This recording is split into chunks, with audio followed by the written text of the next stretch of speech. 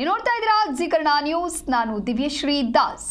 CM ಡಿಕೆಶಿಗೆ ಶುಭಾಶಯಗಳ ಮಹಾಪೂರವೇ ಹರಿದು ಬರ್ತಾ ಇದೆ. ಸಂತೋಷ್ ಲಾಡ್ ಹಾಗೆ ಕಾಂಗ್ರೆಸ್ ಶಾಸಕರಿಂದ ಡಿಕೆ ಶಿವಕುಮಾರ್ ಅವರನ್ನ ಭೇಟಿ ಮಾಡಲಾಗ್ತಾ ಇದೆ. ಬಿಕೆ ಹರಿಪ್ರಸಾದ್ಗೂ ಕೂಡ ಶುಭ ಕೋರಿದ್ದಾರೆ. ಸಿಎಂ ಡಿಕೆಶಿ ಭೇಟಿಯಾಗಿದ್ದಾರೆ. ಹಾಲಿ ಸಚಿವ ಪ್ರಿಯಾಂಕ್ ಹಾಗೆ ಶರಣಪ್ರಕಾಶ್ ಪಾಟೀಲ್ ಎಲ್ಲರೂ ಕೂಡ ಡಿಕೆ ಶಿವಕುಮಾರ್ ನೂತನ ಸಿಎಂ ಆಗಿ ನಿನ್ನೆ ಪ್ರಮಾಣ ವಚನ ಸ್ವೀಕರಿಸಿದ ಮೇಲೆ ಇವರನ್ನ ಭೇಟಿಯಾಗಿ ಶುಭಾಶಯವನ್ನ ತಿಳಿಸಿದ್ದಾರೆ. ಸಾಕಷ್ಟು ಜನ ಸಚಿವರು ಹಾಗೆ ಬಿಕೆ ಹರಿಪ್ರಸಾದ್ಗೂ ಕೂಡ ಡಿಸಿಎಂ ಶುಭ ಕೋರಿದ್ದಾರೆ.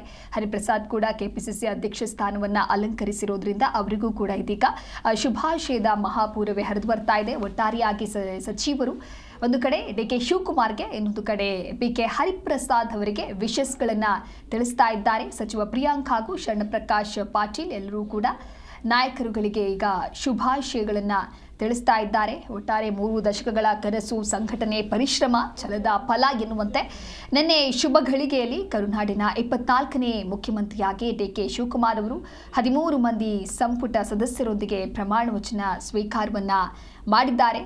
ಒಟ್ಟಾರೆಯಾಗಿ ರಾಜ್ಯದ 13ನೇ ಹಾಗೆ ವೈಯಕ್ತಿಕ 2ನೇ ಬಾರಿಗೆ ಉಪಮುಖ್ಯಮಂತ್ರಿಯಾಗಿ ಡಾಕ್ಟರ್ ಜಿ ಪರಮೇಶ್ವರ್ ಅವರು ಕೂಡ ಪ್ರತಿಜ್ಞಾ ವಿಧಿಯನ್ನ ಸ್ವೀಕರಿಸಿದ್ರು. ಇದಾದ ನಂತರದಲ್ಲಿ ಕೆಲವು ಸಚಿವರು ಇದೀಗ ಡಿಕೆ ಶಿವಕುಮಾರ್ ಹಾಗೆ ಬಿಕೆ ಹರಿಪ್ರಸಾದ್ ಅವರನ್ನ ಭೇಟಿಯಾಗಿ ಅವರ ಜೊತೆಗೆ ಮಾತುಕತೆಯನ್ನ ನಡೆಸಿ ಜೊತೆಗೆ ವಿಶಸ್ಗಳನ್ನ ಮಾಡ್ತಾ ಇದ್ದಾರೆ. ಒಟ್ಟಾರೆಯಾಗಿ ಡಿಕೆಶಿ ಅವರ ಶಾಸ್ತ್ರೋಕ್ತ ಪಟ್ಟಾಭಿಷೇಕವೂ ಕೂಡ ನಡೆದಿದೆ. ಸಂತೋಷ್ ಲಾಡ್ ಹಾಗೆ ಕಾಂಗ್ರೆಸ್ ಶಾಸಕರಿಂದ ಡಿಕೆ ಶಿವಕುಮಾರ್ ಅಂದರೆ ನೂತನ ಮುಖ್ಯಮಂತ್ರಿಯಾಗಿ ಏನು ನಿನ್ನೆ ನೇಮಕವಾಗಿ ಅದಾದ ನಂತರದಲ್ಲಿ ಪ್ರಮಾಣ ವಚನ ಆಯಿತು. ಹಾಗಾಗಿ ಈಗ ಶುಭಾಶಯಗಳ ಮಹಾಪೂರವೇ ಹರಿದು ಬರ್ತಾ ಇದೆ.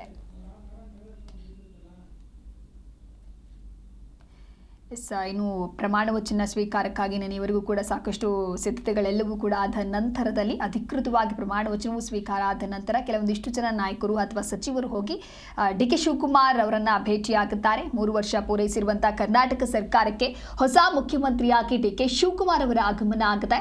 ಇವರೊಂದಿಗೆ ಹೊಸ ಸಚಿವರ ತಂಡವೂ ಕೂಡ ಪ್ರಮಾಣ ವಚನ ಸ್ವೀಕಾರ ಮಾಡಿದೆ. 3 ವರ್ಷಗಳ ಹಿಂದೆ ಭರ್ಜರಿ ಬಹುಮತದೊಂದಿಗೆ ರಾಜ್ಯದಲ್ಲಿ ಅಧಿಕಾರಕ್ಕೆ ಬಂದಿದ್ದಂತಹ ಕಾಂಗ್ರೆಸ್ ಸರ್ಕಾರ ಆಂತರಿಕವಾಗಿ ಮತ್ತು ಆರ್ಥಿಕವಾಗಿ 2 ದಿಕ್ಕಿನಲ್ಲಿಯೂ ಕೂಡ ಸಾಕಷ್ಟು ಸವಾಲನ್ನ ಎದುರಿಸಿದೆ.